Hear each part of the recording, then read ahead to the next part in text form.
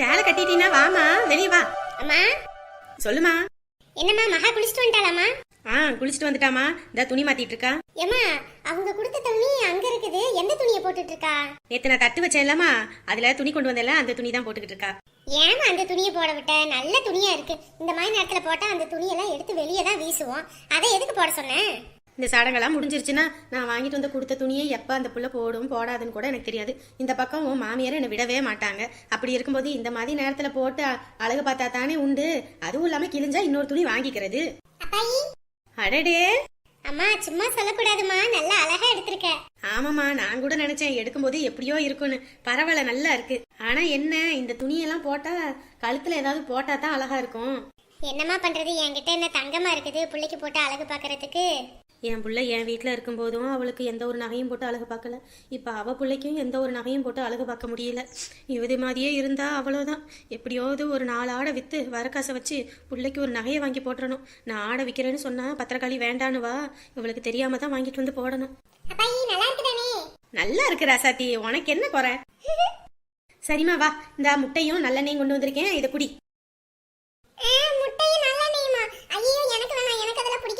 அப்படிலாம் சொல்லக்கூடாதுமா. நாட்டுக்கோழி முட்டை உடம்புக்கு ரொம்ப சத்து, குடிச்சுதான் ஆகணும். இந்த மாதிரி நேரத்துல எல்லாம் குடிக்கணும். இந்தா. ஐயோ எனக்கு இதெல்லாம் பிடிக்காது அம்மா, சொல்லுமா. மற்ற நேரத்துல முட்டை குடிக்கிறோமோ இல்லையம்மா, இந்த மாதிரி நேரத்துல, அதுவும் இல்லாம வயசுக்கு வந்த நேரத்துல காலையில இந்த முட்டையும் பாலும் குடிச்சுதாமா ஆகணும். இப்ப குடிச்சாதான் உடம்புக்கு ரொம்ப நல்லது. ஏன்னா பின்னாடி எங்க காலத்துல எல்லாம் மூட்டு வலி, இடுப்பு வலி, முழங்கால் வலின்ட்டு அதுக்கப்புறம் ரொம்ப பெரிய பிரச்சனை ஆயிடுமா. அது மட்டும் இல்லாம ஒரு குழந்தைய தாங்கணும்னா வயிற்றுக்கு சத்து வேணும், இடுப்பு எலும்புக்கு வந்து ஒரு மாதிரி சத்து வேணும். இதெல்லாம் இந்த மாதிரி நேரத்துல குடிச்சாதான் நமக்கு வந்து நல்லது. அதை விட்டுட்டு குடிக்காம இருந்தோம்னு வச்சுக்க, இந்த காலத்துல பாரு எத்தனையோ பிள்ளைங்களுக்கு குழந்தை பாக்கி இல்லாம அது இல்லாம இது இல்லாமலாம் இருக்கு. அதுக்கெல்லாம் காரணம் இந்த முட்டையும் எண்ணெயும் ஒழுங்கா குடிக்காததுனாலதான். எங்க காலத்துல எல்லாம் பாரு இதெல்லாம் குடிச்சு ஆரோக்கியமா இருந்ததுனாலதான் உடனே கல்யாணம், உடனே 10-15 குழந்தைங்களை பெத்தோம். வாங்கி குடிமா. ஐயோ எனக்கு இதெல்லாம் பிடிக்காது, முட்டை கவிச்சு நாத்து அடிக்கும். அதெல்லாம் பார்த்தா வேலைக்கு ஆகாது. காட்டுறியா இல்ல நானே ஊத்தி விட்டுறவா? இப்படி எல்லாம் பண்ணிக்கிட்டு இருக்க கூடாது, குடி வாங்கி. இந்தாமா குடி. இங்க பாரு, முட்டை வேலை வைக்கிறதுக்கு ஒமட்டுற, அப்படியே முழுங்க முழுங்க வாயிலே வச்சுக்கிட்டு இருந்தா ஒமட்டுற மாதிரி தான் இருக்கும். சரி நல்லெண்ணெய் கொண்டு வந்திருக்கேன், இதையும் இந்த முட்டையில ஊத்துறேன், அப்படியே குடிச்சிரு. இதெல்லாம் உடம்புக்கு ரொம்ப நல்லது, குடி. அப்படியே குடிச்சிரு, மடக்குன்னு ஒரே மடக்கெல்லாம் குடிச்சிரு. ஏய் ஒமட்ட கூடாதுமா, குதி. அப்படியே குதிச்சின்னா ஒண்ணு ஆகாது, குதி குதி.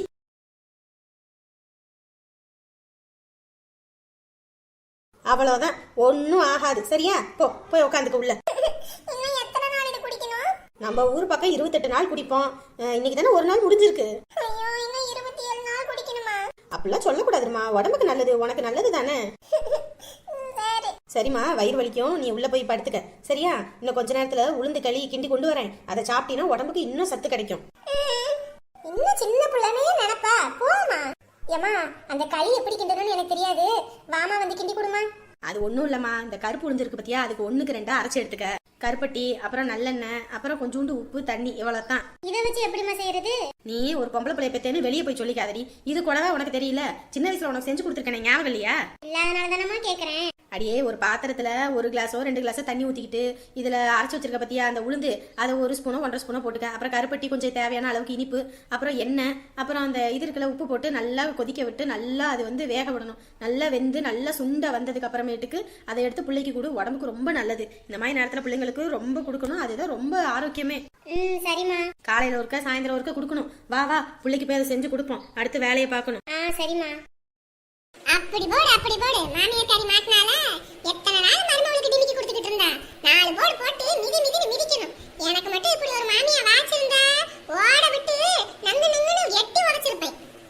ஏண்டி பையனை ஏத்தி விட்டு எல்லாம் பண்ண தெரிஞ்சதுல இப்ப என்னடி நல்ல மாதிரி நடிக்கிற? இந்த கிழவிக்கு என்ன ஆச்சு? மண்டைய கிண்டல் அடிக்கிட்டு பட்டுருச்சா? அது பாட்டுக்கு என்னென்னத்தையோ பேசிக்கிட்டு இருக்குது.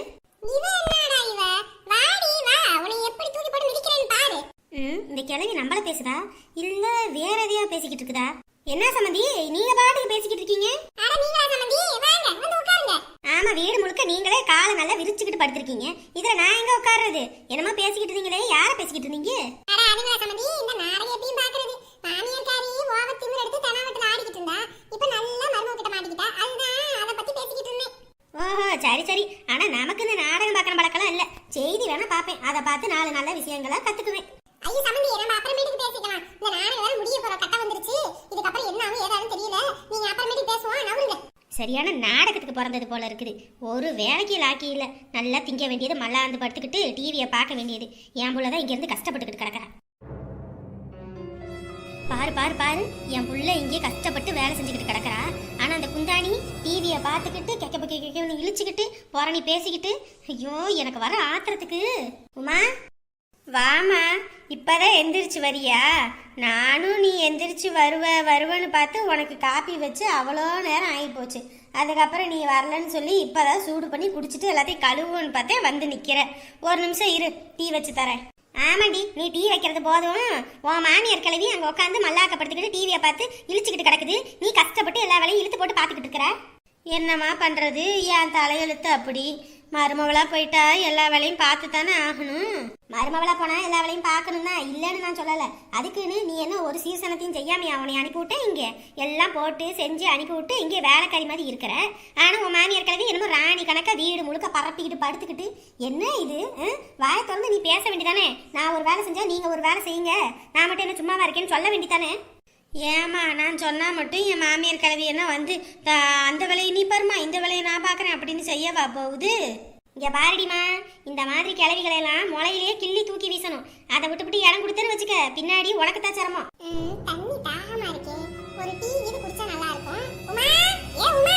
பாத்தியாமா, கூப்பிட்டுருச்சு. மூக்கு வேர்த்துரும். உமா உமான்னு என் பேரை ஏலம் போடலன்னா அதுக்கு தூக்கமே வராது. நீ அந்த அளவுக்கு இடம் கொடுத்து வச்சிருக்கிற, அப்புறம் அப்படித்தான் பண்ணும். இவ ஒருத்தி சும்மானாலே இவளுக்கு காது கேட்காது. இதுல ஆத்தா கறி வேற வந்துட்டாலும் சுத்தமா காது கேட்காது. ஏ உமா, ஏ உமா. ஏம்மா, இதுக்கு மேலேயும் போகலன்னா இந்த கிளவி வாழ்னு கத்தும். நான் போய் என்னன்னு கேட்டுட்டு வரேன். ஒரு நிமிஷம் இரு. ஆமா, மாமியார் கூப்பிட்டோன்னு இப்படியே வரைஞ்சு கட்டிக்கிட்டு ஓட வேண்டியது. அப்புறம் அவ அப்படித்தானே பண்ணுவா. இவளையெல்லாம் சொல்லி திருத்தவே முடியாது. உமா உமான்னு கத்தி கத்தி என் தாகம் இன்னும் அதிகமாயிரும் போல இருக்கு. ஏ உமா. ஐயே, ஏன் அப்படி ஏலம் போட்டுக்கிட்டு இருக்கீங்க? என்ன ஆச்சு? ஏண்டி தாகமா இருக்குடி, ஒரு டீ போட்டு எடுத்துட்டு வாடின்னு சொல்ல நான் கூப்பிட்டா என்னடி பண்ணுவ? இங்க இருக்கிற சமயத்துக்குள்ள தானே இருக்க. இந்த 10 தெருவு தள்ளியா இருக்கிற. நான் கத்துற கத்து ஊர் தெருவுக்கே கேட்கும். இவ்வளவு தூரம் கேட்குதுன்னு தெரியுதுல, அப்புறம் வாய முடிக்கிட்டு நீயே வச்சு குடிக்க வேண்டியதானே? என் மவக்காரி தான் கிடைச்சால உனக்கு? ஏத்த முதல்ல தானே டீ குடிச்சிங்க, இப்ப என்ன மறுபடியும்?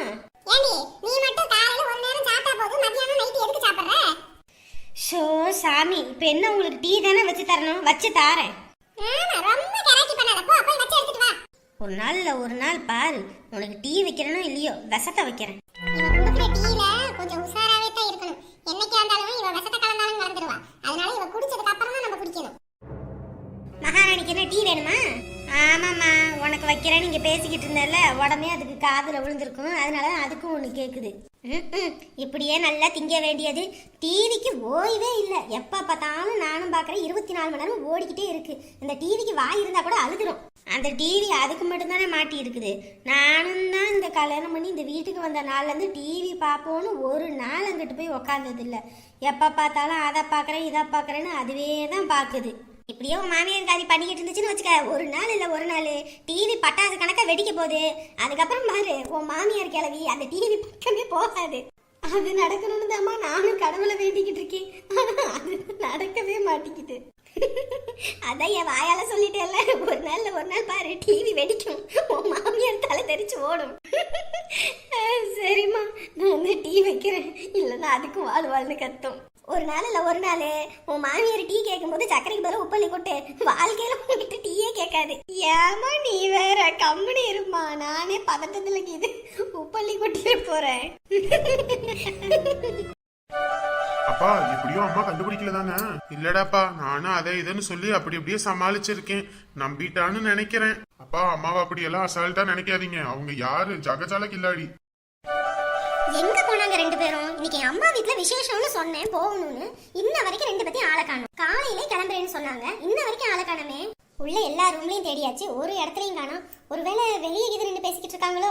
ஆமா, வீட்டுக்குள்ள இருந்து பக்கத்து ரூம்ல கத்துனாலே காது கேட்காது. வெளியே இருந்தா எப்படி கேட்கும்? போய் கூப்பிடுவோம். நிஜமா சந்தோஷ், நீ மட்டும் சொல்லலன்னு வச்சுக்கவே எவ்வளவு பெரிய பாவம் பண்றதுக்கு இருந்தேன் தெரியுமா? அப்பா, இந்த மாதிரி விஷயத்த அம்மா உங்ககிட்ட சொல்ல வேணும்னு சொன்னாலும் நான் எப்படிப்பா சொல்லாம இருப்பேன்? எங்கிட்டு போனாங்க 2 பேத்தையுமே ஆளையே காணோம். ஷோ 2 பேரும் எங்க தான் போய் தொலைஞ்சாங்களோ? எவ்வளவு நேரம் தேடுறது? எங்க அம்மா வீட்டுக்கு போறேன்னு சொன்னாதான் 2 பேரும் கிளம்பவே மாட்டாங்க. அதுவே அவங்க அக்கா தங்கச்சி வீட்டுக்கு இல்லையே அவங்க அப்பா வீட்டுக்கு போறதுன்னா இவனும் கிளம்பிடுவான். எங்க போய் தொலைஞ்சாங்க 2 பேரும்? ஒருவேளை அந்த சைடு கார்டன்ல எதுவும் இருக்காங்களோ? ஆமா, அந்த பக்கம் போய் பார்க்கவே இல்லைல்ல. சரி, அங்கேயே போய் பார்ப்போம். அப்பா அங்க எல்லாரும் என்னப்பா சொன்னாங்க? அட 2 பேரும் இங்கதான் இருக்காங்களா? இது தெரியாம வீடு முழுக்க நானும் சுத்திட்டு வந்துட்டேன். நான் உன் அத்தை வீட்டுக்கு போன உடனேயுமே உன் அத்தைக்கு அவ்வளோ சந்தோஷம். என்னை பார்த்தோன்னே கட்டி பிடிச்சிட்டு ஒரே அழுக, அண்ணே வந்துட்டியானே, அண்ணே வந்துட்டியானேன்னு. ஓஹோ, நேத்து நீ மீட்டிங்னு உன் தொங்கச்சி வீட்டுக்கு தான் போயிருந்தியா? நானு நேத்து நைட் அவ வீட்டுக்கு போகணும்னு நினைச்சேன். காலையில மறந்தே தொலைஞ்சிட்டேன். இப்ப உன் வாயிலே எல்லாமே உண்மையும் வருதே. அப்பா மகா நல்லா இருக்காளாப்பா?